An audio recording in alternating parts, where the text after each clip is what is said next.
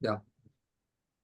Welcome, everyone, to Mindful Leadership Beyond Borders. This is Betska, the Guru Coach, and co-host Raj Vashisht from Delhi, India. I'm from Canada, and our esteemed guest today is Professor Samuel J. Levine. Thank you for joining us today, Samuel.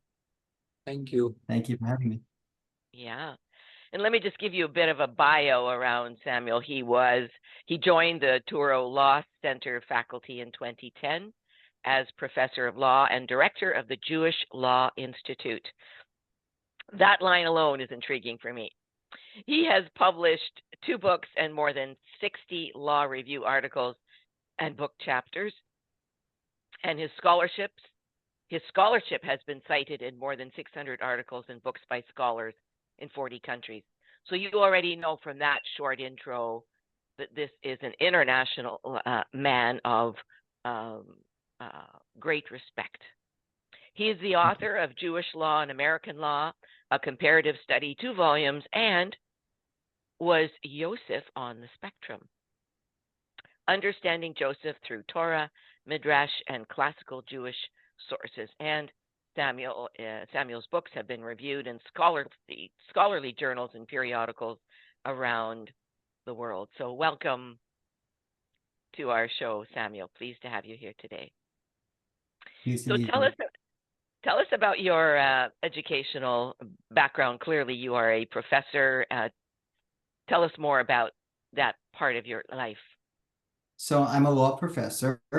My studies have expanded beyond the law. So initially, I actually got my bachelor's degree in mathematics, which I consider to be important, maybe surprising for a law professor. But I do tell my students, and I find in my connections in the legal field, that individuals who have a background in a science have the opportunity to develop analytical skills that are very important and translate actually very well to legal analysis. They may not do as much writing, for example, as English majors. They may not do quite as much philosophy as poli-sci majors or philosophy majors or history majors. But it is that analytical component that plays an important role in thinking about the law and in the practice of law. At the same time as I was pursuing my college degree, I began rabbinical studies. And I continued my rabbinical studies as I transitioned into law school. So I was a law student. I got my JD in the United States, the primary law degree that most lawyers stop at that point, postgraduate degree. I was at Fordham Law School, and I was pursuing my rabbinic studies at Yeshiva University, both of which are in New York City, in Manhattan, just a subway ride from each other. So at the same time, on the very same day, sometimes I would study rabbinic studies in the morning and then take the train down to Lincoln Center, if you're familiar, on the Upper West Side of Manhattan, where I'd study American law. And it quickly occurred to me that there are many areas of both comparison and contrast between the Jewish legal system and the American legal system. And you mentioned my 2-volume work on comparing Jewish law and American law. That all began when I was pursuing both of those degrees, both of those areas of study at the same time. After I got my JD, my Juris Doctor at Fordham, I continued my legal education at Columbia University, where I pursued an LLM, an advanced degree, Master's of Law in Legal Studies. And I actually completed both my LLM and my rabbinic degree in the same year, as it turned out. Wow. Just in the same year. So, wow, good for you. Thank you. And it was really kind of the springboard to my continued study. And as you mentioned, you were intrigued by that title. I currently, fast forward, and there's a bit in between I'll talk about very briefly. But I'm currently a professor of law, as you mentioned, and director of the Jewish Law Institute at Touro Law School in New York. And the goal, the mission of the Jewish Law Institute, as I see it, is to compare and contrast, to look at what I call the Jewish legal experience and consider insights and ways that might inform our understanding of the American legal system and the American legal system as well. Just to give a bit more of the background, I was a prosecutor in Brooklyn for a few years. following my graduation from law school. I clerked for a couple of federal judges in New York City, in the Southern District of New York, downtown Manhattan. And before my current position at Turo, I was a professor of law at Pepperdine University in California. Wow, cool. So I am so curious. It's like you're walking two roads and they're merging here, right? That's what it feels like. So what is your real passion as a human being? I'm sure it's come out in the books, but what is it? And you mentioned the two books I've written, and also very different areas of study, and my scholarship goes in different directions as well. The courses I teach at Turo, my primary courses are criminal law and legal ethics. My book about Joseph, explores autism, and some of my work at Turo focuses on disability rights, and of course the Jewish law and American law areas that we've discussed. How does this all come together? What's the big picture? What's the passion? And I think it really is exploring all of these different elements of the human experience and recognizing that as people, it's unfortunate that we sometimes put others and ourselves into these boxes. Oh, you're an expert at criminal law, and that's it. And that's all you are. Oh, you're interested in disability rights. That's interesting, but that's your field. And you're limited to that. Oh, you have interest in religion. But how does that relate to anything else you do? And to me, it all relates. To me, that we as human beings are much more complex in every way. And I think it's unfortunate when we can compartmentalize and say, well, this is my day job. This is what I do at work, but I'm a different person, whether I'm at home or whether I'm involved in other pursuits.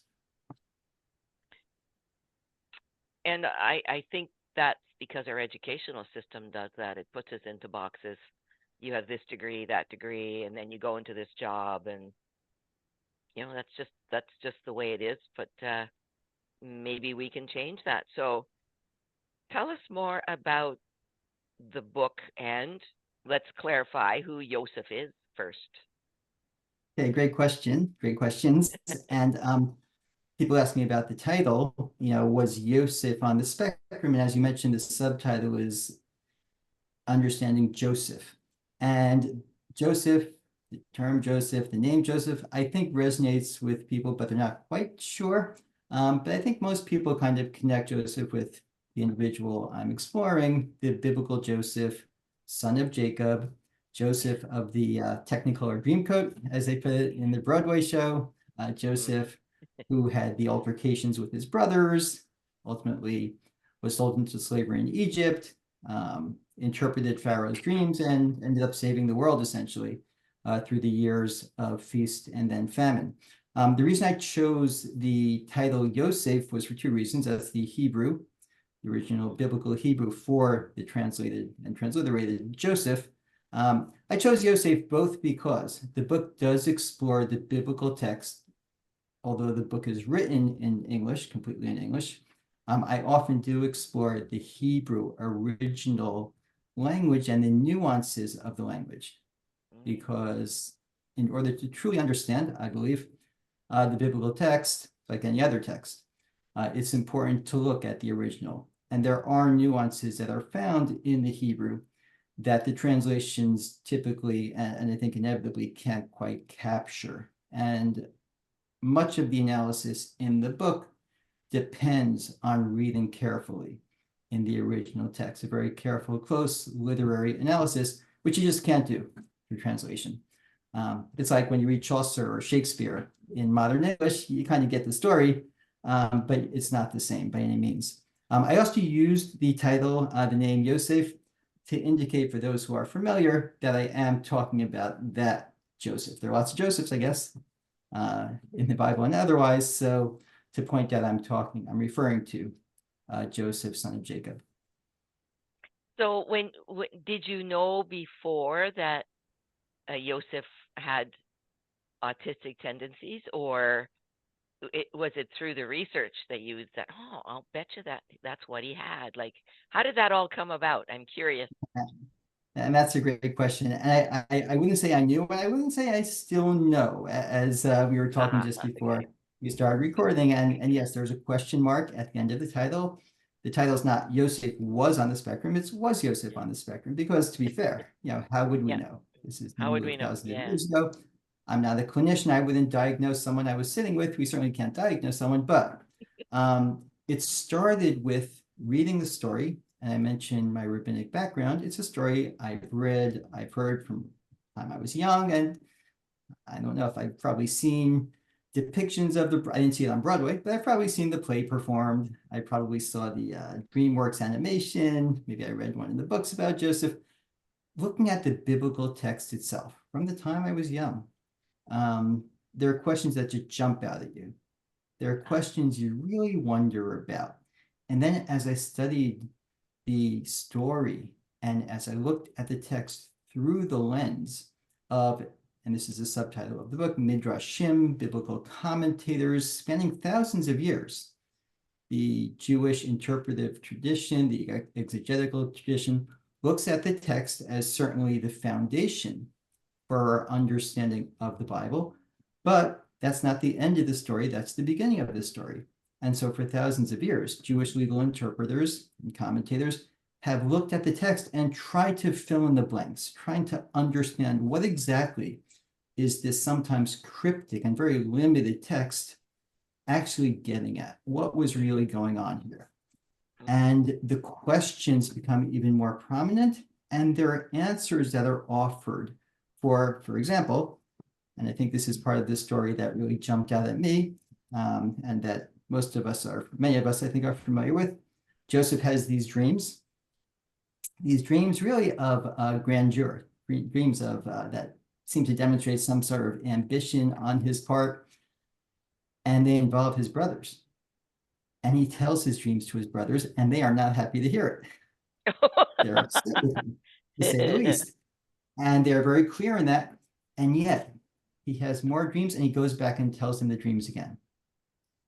And that was remains a very puzzling aspect of this story. Why is it that once we kind of get it the first time, he would have been maybe wiser, a bit more cautious not to tell them these dreams, that essentially their bundles are going to bow down to his, essentially that he's going to rule over them. And they get it and they say, we're not going to rule over you. What are you saying? What are you talking about? And he has more dreams of the sun, the moon, and the stars. They're bowing down to him, and he tells them again. And why is he going back to them? So that's one very basic question as we read the text of the story. And there are many, many other questions that arise throughout the course of the episodes, and it's several chapters at the end of the book of Genesis. And I actually pondered that I'd say for years. And I think it's sort of occurred to me slowly, but at one point I had the aha moment where I said, you know what, maybe this is what's going on, because I had studied autism as well. And I had spoken with many, many individuals on the autism spectrum, and they would tell me their stories. And their stories often involve these situations where they're puzzled by the reactions they get. They mean well, as far as they're concerned. They're saying something that's very truthful, which it is. They're sharing something with other people, and they figure these people will be happy to hear what they have to say. And lo and behold, the reaction is just the opposite of what they expected. And they don't see, why am I getting that reaction? I'm being open with them. Shouldn't they return the favor? Exactly. And it occurred to me, maybe that's what's going on. Maybe Okay. he's on the spectrum, and that explains these challenges he has with other people and the challenges other people have with him. Right on. So listen, we're going to take a pause for a couple of minutes, and folks, we're going to be back for part 2, and stay tuned because we're going to delve a little deeper into Joseph and this possible autism behavior that he was displaying. I find it fascinating. We'll be right back.